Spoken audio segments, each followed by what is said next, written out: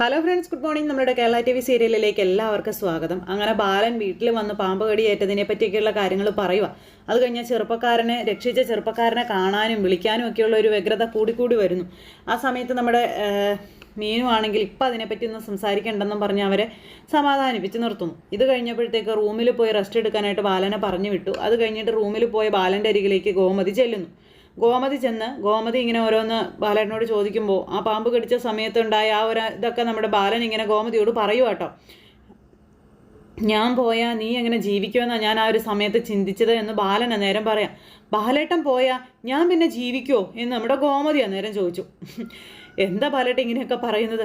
ഞാൻ ജീവനോട് ഉണ്ടായിട്ട് വേണ്ടേ പിന്നെ എങ്ങനെ ജീവിക്കുന്നതെന്ന് ആലോചിക്കാനെന്ന് പറയുമ്പോൾ ഗോമതി നീ എന്തൊക്കെയാ പറയുന്നതെന്ന് ചോദിച്ചു ബാലൻ. ഇപ്പം ഞാൻ രക്ഷപ്പെട്ടു വന്നില്ലേ, എന്നെങ്കിലും ഒരു സാഹചര്യത്തിൽ എനിക്കൊരു അപകടം വന്നാൽ നീ ഇപ്പോൾ പറഞ്ഞതുപോലെ ഒരിക്കലും ചിന്തിച്ചേക്കരുത് കേട്ടോ എന്ന് ബാലൻ ഗോമതിയോട് പറയുക. ദേവമംഗലത്ത് നീ ഉണ്ടാവണമെന്നൊക്കെ പറഞ്ഞപ്പം അതൊക്കെ വിട്ടുകള ബാലേട്ട, ഇപ്പം അതാണോ സംസാരിക്കേണ്ടതെന്നൊക്കെ ചോദിച്ചുകൊണ്ട് ഇങ്ങനെ പറയണു. അല്ല ബാലേട്ടൻ ബൈക്കിൽ നിന്ന് ഇറങ്ങിയത് എന്തിനാ, എവിടെ പോകാനായിരുന്നു എന്ന് ഗോമതി ചോദിക്കുമ്പോൾ എനിക്ക് വളരെ വേണ്ടപ്പെട്ട ഒരാളെ കാണാനുണ്ടായിരുന്നു എന്ന് പറഞ്ഞു.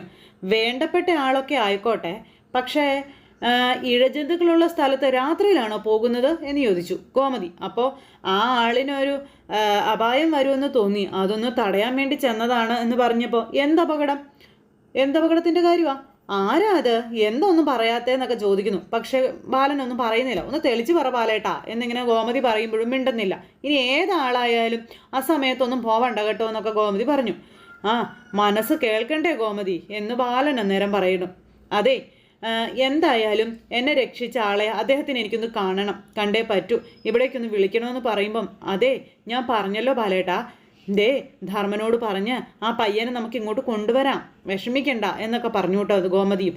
പിന്നെ ബാലേട്ടാ, അതെ ആനന്ദിൻ്റെ കല്യാണത്തിന് വേണ്ടിയാണല്ലോ ബാലേട്ടൻ ചെരുപ്പിടാതെ നടക്കുന്നത്. പക്ഷേ ഇങ്ങനെ ഒരു അപകടം വന്നതേ കാലിൽ ചെരുപ്പിടാത്തത് കൊണ്ടാണെന്ന് നമ്മുടെ ഗോമതി അന്നേരം പറഞ്ഞു. അതുകൊണ്ട് ഇനിയെങ്കിലും ചെരുപ്പിട്ടൂടെ ബാലേട്ടന് എന്ന് ചോദിക്കുമ്പോൾ ഗോമതി, എൻ്റെ ശബ്ദത്തിൽ നിന്നും ഒരടി പോലും ഞാൻ അങ്ങോട്ടോ ഇങ്ങോട്ടോ മാറില്ല, നീ അതിനുവേണ്ടി എന്നെ നിർബന്ധിക്കരുത് എന്നും ബാലൻ അന്നേരം ഗോമതിയോട് പറഞ്ഞു. ബാലേട്ടാ, ഞാൻ ഒരു കാര്യം കൂടി ബാലേട്ടനോടൊന്ന് പറഞ്ഞോട്ടെ. എന്താ ഗോമതി, എന്താ എനിക്ക് പറയാനുള്ളതെന്ന് ചോദിക്കുമ്പോൾ ബാലേട്ടൻ ഇങ്ങനെ ഒരു ബുദ്ധിമുട്ട് വന്നതേ നമ്മുടെ ആര്യനെ ഒന്ന് അറിയിക്കണ്ടേ എന്ന് ചോദിക്കുമ്പോൾ വേണ്ട ഗോമതി, അതിൻ്റെ ആവശ്യമില്ല, ആര്യൻ ഇതൊന്നും അറിയിക്കണ്ട എന്ന് പറഞ്ഞു. അപ്പോൾ അത് കേട്ടപ്പോൾ ഗോമതിക്ക് വിഷമമായി. അപ്പോൾ ഈ ഒരു കാര്യമെല്ലാം പറഞ്ഞ് ഇങ്ങനെ ഇരിക്കുന്ന ഈ ഒരു സമയം അവരങ്ങനെ സങ്കടത്തോടെ ഇരിക്കുന്ന സമയത്ത് ഇവിടെ ധർമ്മൻ പാമ്പ് പിടിക്കുന്ന ആ സമയത്താണ് ഏതാണ്ട് കടിയേറ്റിരിക്കുന്നത്. അതുകൊണ്ടാണ് പെട്ടെന്ന് അത്രയും വിഷം ശരീരത്തെ ഏക്കാതിരുന്നതെന്നൊക്കെ പറഞ്ഞു. പിന്നെ അങ്ങനെ ഒരു കാര്യമെല്ലാം പറഞ്ഞപ്പോൾ അവിടെ ഹോസ്പിറ്റലിൽ നടന്ന കാര്യങ്ങളൊക്കെ ഇങ്ങനെ ഇവർ പറയാം. പിന്നെ കടിയേറ്റ കാര്യം ആരെയും അറിയിക്കേണ്ടെന്ന് അച്ഛൻ പറഞ്ഞ കാര്യം പറയുമോ? പിന്നെ ആകാശേ ഒരു കാര്യം നമ്മൾ എല്ലാവരും ചെയ്യണം, അമ്മ പറഞ്ഞത് ആര്യന് വിവരം അറിയിക്കണം. അപ്പം അതിൻ്റെ ആവശ്യമൊന്നുമില്ല എന്ന് പറയുന്നത് കേട്ട് ആനന്ദ് ആകാശിനോട് ചോദിച്ചു, അതെന്താ നീ അങ്ങനെ പറഞ്ഞതെന്ന്. ആര്യനാണ് അച്ഛനെ രക്ഷിച്ചത് എന്ന് പറഞ്ഞുകൊണ്ട് നിൽക്കുമ്പോഴത്തേക്കും എന്താടാ നീ പറഞ്ഞേ എന്നും ചോദിച്ചുകൊണ്ട് ഗോമതി അങ്ങോട്ടേക്ക് വന്നു. ഗോമതി വന്നിട്ട് എന്താടാ നീ പറഞ്ഞേ ആര്യനാണ് ബാലേട്ടനെ രക്ഷിച്ചതെന്നോ? അപ്പോൾ ബാലനും അത് അകത്തിരുന്ന് കേൾക്കുക. ചേച്ചി പതുക്കെ അളിയനെ രക്ഷിച്ചു എന്ന് പറഞ്ഞല്ലോ ഒരു ചെറുപ്പക്കാരനെ കുറിച്ച്, അത് വേറെ ആരുമല്ല ആര്യനാണെന്നുള്ള കാര്യം പറയുക നമ്മുടെ ധർമ്മൻ. ഇത് കേട്ട് ബാലൻ അന്തം വിട്ടിരിക്കുക കേട്ടോ. അതുപോലെ തന്നെ ഇവരെല്ലാവരും ഞെട്ടി. അപ്പം ചെറുപ്പക്കാരനെ കുറിച്ച് കേട്ടപ്പോഴേ അവൻ ജോലി കഴിഞ്ഞ് വരുമ്പോൾ അച്ഛൻ വഴിയിൽ വീണ് കിടക്കുന്നത് കണ്ടു. അവനാ അച്ഛനെ ആശുപത്രിയിൽ കൊണ്ടുപോയത്. രാത്രി എവിടെയൊക്കെ ചെന്ന് മരുന്നും വാങ്ങി, അതിൻ്റെ കൂടെ മിത്രയും ഉണ്ടായിരുന്നു എന്നും പറഞ്ഞുകൊണ്ട് എല്ലാം പറയുക. ഇതൊക്കെ കേട്ട് ഇവർ ഞെട്ടിയിരിക്കും കേട്ടോ. അതുപോലെ തന്നെ ബാലനതൊരിക്കലും നീ ഉൾക്കൊള്ളാൻ കഴിയുന്നില്ല. അവനാണ് രക്ഷിച്ചതെന്ന് അളിയനോട് പറയരുതെന്ന് അവൻ പ്രത്യേകം പറഞ്ഞു വന്നു. ഇതെല്ലാം ബാലനകത്തിരുന്ന് കേൾക്കുമല്ലേ, എന്തൊരു കഥയാണെന്ന് നോക്കണേ. അങ്ങനെ അച്ഛൻ അതൊക്കെ കേട്ട് നെഞ്ച് തകർന്നിരിക്കുമ്പോൾ ഗോമതി അതിനേക്കാളും വലിയ സങ്കടത്തിൽ ഇങ്ങനെ അവിടെ നിൽക്കുക. എന്നിട്ട് മകനെക്കുറിച്ച് ഓർത്ത് ഇങ്ങനെ ബാലനെ നോക്കി കരയുക കേട്ടോ. ബാലൻ കാണാതെ നമ്മുടെ ഗോമതി അവിടെ നിന്ന് കരയുന്നു. ഇതെല്ലാം കഴിഞ്ഞ് പിന്നെ കാണിക്കുന്നത് നമ്മുടെ മിത്രയാണ്. മിത്ര ഇങ്ങനെ രാവിലെ ഉറക്കം എഴുന്നേറ്റു, കണ്ണൊക്കെ തിരുമ്മി പ്രാർത്ഥനയൊക്കെ കഴിഞ്ഞ് റൂമിൽ നിന്ന് പുറത്തേക്ക് ഇറങ്ങി വരുമ്പോൾ നമ്മുടെ മിത്ര കാണുന്നത് ഒരു ദേവലോകത്തേക്ക് വന്നതുപോലെയാണ്. ഒരു കേക്കൊക്കെ ഫ്രണ്ടിൽ വെച്ച് എല്ലാ സെറ്റപ്പുകളും ചെയ്ത് അങ്ങനെ ഒരു ഇത്. 2 കൂട്ടുകാരികളും അടുത്ത് നിൽപ്പുണ്ട്. അപ്പം മിത്രയുടെ ഹാപ്പി ബർത്ത്ഡേ ആയിരുന്നു എന്ന്. കൂട്ടുകാരികൾ ബർത്ത്ഡേ വിഷസ് ഒക്കെ പറഞ്ഞ് ഇതും പിടിച്ചിങ്ങനെ നിൽക്കുമ്പോഴാണ് അയ്യോ ശരിയാ ഇന്നെൻ്റെ ബർത്ത്ഡേയാ, അത് നിങ്ങളെങ്ങനെയാണ് അറിഞ്ഞത്? എന്തായാലും ഇത് വലിയ സർപ്രൈസ് ആയി പോയല്ലോ, വിശ്വസിക്കാൻ പറ്റുന്നില്ല എന്നൊക്കെ മിത്ര ഇങ്ങനെ പറഞ്ഞു. നിങ്ങളെങ്ങനെ ഇവിടെ എത്തിയേ, നേരത്തെ വന്നോ എന്നൊക്കെ ചോദിച്ചു ഇങ്ങനെ തരുതരാ ചോദ്യങ്ങൾ ചോദിക്കുക നമ്മുടെ മിത്ര. അപ്പോൾ ഈ മേശയൊക്കെ ഇവിടെ പിടിച്ചിട്ടത് ആരാ? ഷോ, ആരിനെവിടെ? ഇവർ ചിരിച്ചോണ്ട് നിൽക്കുക. എനിക്കൊന്നും മനസ്സിലാവുന്നില്ല, നിങ്ങളൊന്നും പറയാത്തെ. നീ ഓരോരോ ചോദ്യമായിട്ട് ഇങ്ങനെ ചോദിക്കുക.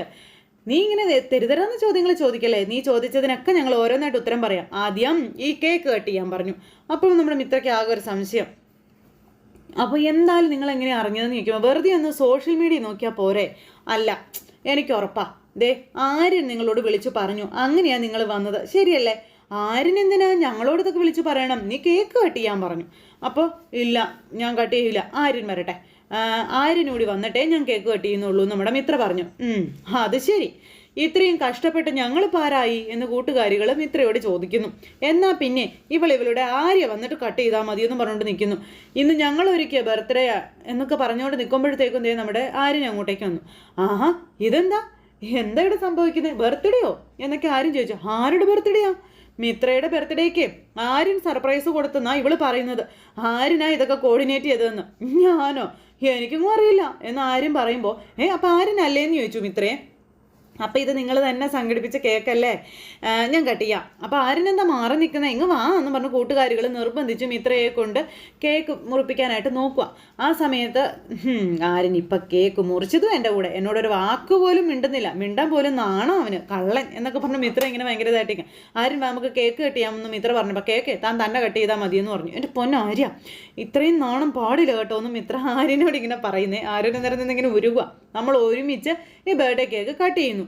അതെ, ഓവർ ആക്ടിങ് വേണ്ട കേട്ടോ എന്ന് ആര്യൻ എന്തായാലും മിത്രയോട് പറഞ്ഞു. കൂട്ടുകാരികൾക്ക് മുന്നിൽ നമ്മൾ ശത്രുക്കളാണെന്ന് അറിയരുത് ആര്യ, പ്ലീസ് ആര്യ എന്നൊക്കെ പറഞ്ഞ് ഇങ്ങനെ പതുക്കെ പറയുമ്പം അതെ കേക്ക് കട്ട് ചെയ്യണ്ടേ, സ്വകാര്യം പറഞ്ഞുകൊണ്ട് നിൽക്കുവാണോ എന്ന് ചോദിച്ചുകൊണ്ട് കൂട്ടുകാരികൾ പിന്നെ അവിടെ കേക്ക് മുറിക്കുന്നു, പരസ്പരം അങ്ങോട്ടും ഇങ്ങോട്ടും ഷെയർ ചെയ്യുന്നു. അങ്ങനെ രണ്ടുപേരും വളരെ ഹാപ്പിയായി.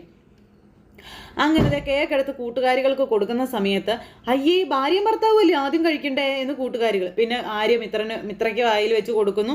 അതിനുശേഷം തിരിച്ചും കൊടുക്കുന്നു. അത് കഴിഞ്ഞ് കൂട്ടുകാരികൾ നമുക്ക് എല്ലാവർക്കും ചേർന്നൊരു സെൽഫി എടുക്കാമെന്നൊക്കെ പറഞ്ഞ് നിന്ന് സെൽഫി എടുക്കുന്നു. അങ്ങനെ അവരുടെ ആ ഒരു സെലിബ്രേഷൻ അവിടെ കഴിഞ്ഞു. ഇത് കഴിഞ്ഞ് പിന്നെ കാണിക്കുന്നത് നമ്മുടെ ബാലനെ ആട്ടോ. ബാലൻ ഇങ്ങനെ റൂമിൽ സങ്കടപ്പെട്ടിരിക്കുക. എന്നിട്ട് ഇങ്ങനെ പതുക്കെ എഴുന്നേറ്റ് അപ്പുറം പോയി എത്തി നോക്കുന്നു, ഇപ്പുറം വന്ന് എത്തി നോക്കുന്നു. എന്നിട്ട് പതുക്കെ അവിടെ ചെന്ന് ഒരു ഫ്ലവർ വേഴ്സിൻ്റെ അടിയിൽ ഇരിക്കുന്ന ഒരു സാധനം ചെന്ന് പതുക്കെ എടുത്തു, ഒരു മേശയുടെ കീ. എന്നിട്ട് അതിങ്ങനെ തുറന്ന് അതിനകത്ത് നമ്മുടെ ആര്യൻ്റെ ഫോട്ടോയും കാര്യങ്ങളൊക്കെ ഉണ്ടായിരുന്നു. അതൊക്കെ എടുത്ത് ഇങ്ങനെ നിറകണ്ണുകളോടെ നോക്കിക്കൊണ്ടിരിക്കുക. അപ്പോഴത്തേക്ക് അങ്ങോട്ടേക്ക് ഗോമതി വന്നു. ഗോമതി വന്നപ്പോഴത്തേക്ക് വെപ്രാളം കൊണ്ട് നമ്മുടെ ബാലൻ എന്തൊക്കെയോ ഇങ്ങനെ നിന്ന് കാണിക്കുക. എന്ത് പറ്റി ബാലേട്ടാന്ന് ചോദിച്ചപ്പോൾ ഒന്നുമില്ല, നീ എന്താപ്പോൾ?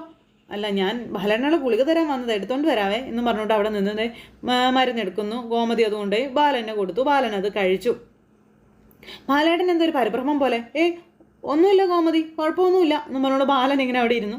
ഈ സമയത്ത് നമ്മുടെ ഗോമതി അങ്ങ് പോയി കഴിഞ്ഞപ്പോൾ ബാലനൊരു നെടുവീർപ്പ് വിട്ട് തൻ്റെ ആര്യനെ പറ്റി ആലോചിച്ചുകൊണ്ട് ഇങ്ങനെ നിൽക്കുക. അത് കഴിഞ്ഞിട്ട് പിന്നെ ഫോട്ടോ എടുത്ത്, അതായത് നമ്മുടെ അവരെ ഇട്ട് കൊടുത്ത് ഇവരുടെ അടുത്ത് സെൽഫി ഇങ്ങനെ എടുത്തത് മീനുവിന് ഇട്ട് കൊടുത്തിരുന്നു മിത്ര. അപ്പോൾ അതെടുത്തിട്ട് ഇങ്ങനെ സൂം ചെയ്ത് ഇവരിങ്ങനെ കണ്ടുകൊണ്ടിരിക്കുക. എന്നിട്ട് ആര്യനെ പറ്റി ഇങ്ങനെ അമ്മയും മീനുവും കൂടെ അവിടെ ഇരുന്ന് ഇങ്ങനെ പറഞ്ഞുകൊണ്ടിരിക്കാം. അവരിവിടെ കൊണ്ടുവരും ഞാനെന്നൊക്കെ പറഞ്ഞ്. അമ്മേ, അവർ ഇത്ര സന്തോഷമായിട്ടാണ് കേക്ക് മുറിക്കുന്നതും ബർത്ത്ഡേ ആഘോഷിക്കുന്നതൊക്കെ, ഈ ഒരു സന്തോഷം അവർക്ക് ഇവിടെ കിട്ടുമോ അമ്മേ എന്ന് മീനും ഇങ്ങനെ ഗോമതിയോട് ചോദിച്ചു. അതുകൊണ്ട് അവരുടെ പാട്ടിന് വിടമ്മേ എന്ന് പറഞ്ഞു. എനിക്കറിയാവുന്നല്ലേ ഇവിടുത്തെ കാര്യങ്ങളെന്നൊക്കെ പറഞ്ഞ് ഇങ്ങനെ ഇരിക്കുമ്പം അപ്പോൾ ഇവിടെയുള്ളവരൊന്നും അങ്ങനെയുള്ള ഒരാൾക്കാരല്ല എന്നൊക്കെയുള്ള രീതിയിൽ ഇങ്ങനെ നമ്മുടെ മീന് സംസാരിച്ചപ്പം അപ്പം നീ എന്നെയും കുറ്റപ്പെടുത്തുകയാണല്ലേ എന്ന് ഗോമതി മീനുവിനോട് ചോദിച്ചു. പിന്നല്ലാതെ അമ്മയെയും കുറ്റപ്പെടുത്താനൊന്നും എന്നല്ല, അമ്മയെ മാത്രം ഞാൻ കുറ്റപ്പെടുത്തുന്നുള്ളൂ എന്ന് മീനു അന്നേരം പറഞ്ഞു. ഇങ്ങനെ നോക്കുക ഗോമതി, ഇവിടുത്തെ പ്രശ്നങ്ങൾക്കെല്ലാം പ്രധാന കാരണമെന്ന് പറയുന്നത് അമ്മയാണെന്ന് പറയുമ്പം ഞാനോ? ശരിയല്ലാത്തൊരു കാര്യം അതിനി ആര് ചെയ്താലും അമ്മ പറയണമായിരുന്നു അത് ശരിയല്ല എന്നുള്ളത്. അച്ഛനെന്തെങ്കിലും പറയുന്നത് കേട്ട് പേടിക്കുന്നത് എന്തിനാ? അതിൻ്റെ ആവശ്യമുണ്ടോ എന്ന് മീനു. അമ്മേ, മുഖത്ത് നോക്കി തെറ്റാണെന്ന് തന്നെ പറയണം. ഇപ്പോൾ അമ്മയ്ക്ക് ആര്യനെ കാണാൻ പോകണമെന്നിരിക്കട്ടെ, അമ്മ ധൈര്യത്തോടെ അച്ഛനോടത് പറയണം. അല്ലാതെ പേടിച്ച് വരച്ചാണ് ഇരിക്കേണ്ടത്. അച്ഛൻ പോകാൻ പറ്റില്ലെന്ന് പറഞ്ഞാൽ കൃത്യം ചോദ്യങ്ങളോടെ അമ്മ പ്രതികരിക്കണം. അതാണ് വേണ്ടത്. അച്ഛനെ ഉത്തരം മുട്ടിക്കുകയാണ് വേണ്ടത്. അതൊന്നും ചെയ്യാതെ അങ്ങനെ തന്നെ സിന്ദാബാദെന്നും പറഞ്ഞ് എൻ്റെ കുറ്റമാണോ എന്ന് ചോദിച്ചാൽ ഞാൻ പിന്നെ എന്താ അമ്മയെ പറയേണ്ടതെന്ന് ചോദിച്ചാൽ അങ്ങനെ മീന് നമ്മുടെ ഗോമതിയെ പറഞ്ഞു അങ്ങനെ എരിവ് കയറ്റുക. എന്നിട്ട് ഗോമതി നേരെ ബാലൻ്റെ അടുത്തേക്ക് ചെന്നു. അപ്പോൾ എന്താ ഗോമതി എന്ന് ചോദിച്ചപ്പം ചോദിക്കാമെന്ന് പറഞ്ഞ് പിന്നാലെ നിന്ന് ഇങ്ങനെ നമ്മുടെ മീനും എരിവ് കയറ്റി കൊടുക്കുക. അപ്പോൾ ബാലേട്ടാ എനിക്കൊരു കാര്യം പറയാനുണ്ടെന്ന് പറഞ്ഞു. എന്താ ഗോമതി? അല്ല അത് പിന്നെ എനിക്കൊരു കാര്യം പറയാനുണ്ട് ബാലേട്ടാ. നിർത്ത്, ഞാനൊരു കാര്യം അങ്ങോട്ട് പറയാം. എന്ന് വെച്ചാൽ ശരി, ബാലേട്ടൻ ആദ്യം എന്നോട് പറ. നിങ്ങൾക്ക് വേണമെങ്കിൽ ആര്യൻ്റെ വീട്ടിലേക്ക് പൊയ്ക്കോ എന്ന് പറഞ്ഞുകൊണ്ട് അവിടെ നിന്ന് ബാലൻ അങ്ങ് പോയി. എന്ന് പറഞ്ഞുകൊണ്ട് ഇവർ രണ്ടുപേരോട് ഇങ്ങനെ നിൽക്കുക. മോളെ, ഇപ്പം നമ്മുടെ മുന്നിൽ നിന്ന് പോയത് ബാലേട്ടൻ തന്നെയല്ലേ? രൂപ അച്ഛൻ്റെ തന്നെയാ, പക്ഷേ സ്വഭാവം വേറെ ആരോടെയോ? അല്ലെങ്കിൽ പിന്നെ ആരിൻ്റെ വീട്ടിൽ പോയി ഇങ്ങോട്ട് പറയുമോ എന്നൊക്കെ മീന് ചോദിച്ചു. ഇവരിങ്ങനെ വണ്ടടിച്ച് നിൽക്കും കേട്ടോ. അച്ഛനത് പറഞ്ഞു. ഇനിയൊരു പക്ഷേ അച്ഛനെ രക്ഷിച്ചത് ആര്യനാണെന്ന് അച്ഛൻ അറിഞ്ഞിട്ടുണ്ടെങ്കിലോ, അങ്ങനെ പോകാമെന്ന് പറഞ്ഞതാണെങ്കിലോ എന്നും പറഞ്ഞുകൊണ്ട് ഇങ്ങനെ ഇവർ തമ്മിൽ നിൽക്കുന്നു. അത് കഴിഞ്ഞപ്പോഴത്തേക്കും ബാലൻ കടയിലേക്ക് പോകാൻ ഇറങ്ങി വരുമ്പോൾ നമ്മുടെ ധർമ്മൻ അങ്ങോട്ടേക്ക് വരും. അളിയാ എന്നും വിളിച്ചു. ഇനി കടയിൽ പോകണ്ട അളിയാ, അപ്പോൾ അവിടെ രാമേണ്ണും ആകാശവും ഒക്കെ ഉണ്ടല്ലോ, കുറച്ച് കഴിയുമ്പോൾ ഞാനും പോകും. പിന്നെന്താ അളിയൻ 2 ദിവസം വിശ്രമിച്ചിട്ടൊക്കെ പോയാൽ മതിയെന്നേ. ഏയ് അതൊന്നും സാരമില്ലടാ, ഞാൻ മരുന്നൊക്കെ കഴിച്ചപ്പോൾ ഓക്കെ ധർമ്മ, എനിക്ക് കുഴപ്പമൊന്നുമില്ല. പിന്നെ വീട്ടിലിരുന്നാൽ പറ്റത്തില്ലടാ എന്ന് പറഞ്ഞു. അങ്ങനെ ബാലൻ അല്ല അവരെന്തെന്ന് ചോദിച്ചു. അപ്പോൾ അവർ പുറത്തേക്ക് പോയതാ. അളിയൻ ഇവിടെ ഇരിക്കുക, ഞാൻ പൊക്കോളാം എന്ന് പറഞ്ഞപ്പോൾ വേണ്ട ഞാൻ പൊക്കോളാമെന്നും പറഞ്ഞുകൊണ്ടത് അങ്ങനെ ആ കാര്യങ്ങളെല്ലാം പറഞ്ഞ് ഇങ്ങനെ സംസാരിച്ചു. നമ്മുടെ ബാലൻ അങ്ങോട്ടേക്ക് ഇറങ്ങാൻ തുടങ്ങുമ്പം അളിയനോട് പറയണോ ബാലനാണ് അളിയനെ രക്ഷിച്ചത് എന്നുള്ള കാര്യം എന്നൊക്കെ ഇങ്ങനെ അവിടെ നിന്ന് നമ്മുടെ ധർമ്മൻ ഇങ്ങനെ മനസ്സിൽ ചിന്തിക്കുന്നു. ഈ സമയത്ത് അല്ലെങ്കിൽ വേണ്ടാന്ന് പറഞ്ഞുകൊണ്ട് ധർമ്മൻ ഇങ്ങനെ അവിടെ നിന്ന് പോയി. അത് കഴിഞ്ഞ് പിന്നെ മിത്രയുടെ വീടും പരിസരമൊക്കെ കാണിക്കുന്നത്. അത് കഴിഞ്ഞപ്പോഴത്തേക്കും മിത്ര അവിടെ ഇരുന്ന് ആരിനാണ് ഇന്ന് കേക്ക് വാങ്ങിച്ചത്, എന്നിട്ട് അവരെ ഫോൺ ചെയ്ത് വരുത്തിയതാണോ, എനിക്കൊരു സന്തോഷം തരാൻ വേണ്ടിയിട്ടെന്നൊക്കെ മിത്ര ചോദിച്ചപ്പം പിന്നെ കാശില്ലാത്ത സമയത്ത് കേക്ക് വാങ്ങാൻ എനിക്കെന്താ ഭ്രാന്തുണ്ടോ എന്നൊക്കെ ചോദിക്കണം. അപ്പോൾ ആര്യനൊന്ന് എഴുന്നേറ്റ് ആര്യ. അപ്പം എന്തിനാന്ന് ആര്യം ചോദിച്ചു. എഴുന്നേക്കാര്യ. അപ്പോൾ ആര്യൻ എഴുന്നേറ്റു. അങ്ങനെ നമ്മുടെ ആര്യൻ്റെ കയ്യിലേക്ക് ഒരു പേപ്പർ എടുത്ത് നമ്മുടെ മിത്ര അങ്ങ് കൊടുത്തു. ഈ പേപ്പറിലുള്ള സാധനങ്ങളൊക്കെ എന്തിനാ വാങ്ങിച്ചതെന്ന് ചോദിച്ചപ്പം ഇങ്ങനെ ആകെ വല്ലാതിരിക്കുക. ചോദിച്ചതിനുള്ള മറുപടി പറ ആശാനെ. എന്തിനാ? ഇതാര്യൻ കേക്ക് വാങ്ങിയതിൻ്റെ ബില്ല. ഞാൻ ഊഹിച്ചു ആര്യനാണ് കേക്ക് വാങ്ങിച്ചതെങ്കിൽ ബില്ല് പോക്കറ്റിൽ കാണുന്നു. അപ്പോൾ ആര്യനോട് കള്ളം പറഞ്ഞതല്ലേ, ആര്യനാണല്ലോ എനിക്കെല്ലാം ചെയ്തു തന്നതെന്നൊക്കെ ചോദിച്ചുകൊണ്ട് മിത്ര ഇങ്ങനെ ആര്യനുമായിട്ട് സംസാരിച്ചുകൊണ്ട് നിൽക്കുന്നിടത്ത് ഇന്നത്തെ നമ്മുടെ കഥ അവസാനിച്ചു. അപ്പോൾ എല്ലാവരും കാത്തിരുന്ന് കാണണേ. എല്ലാവർക്കും നല്ലൊരു ദിവസം ആശംസിക്കുന്നു.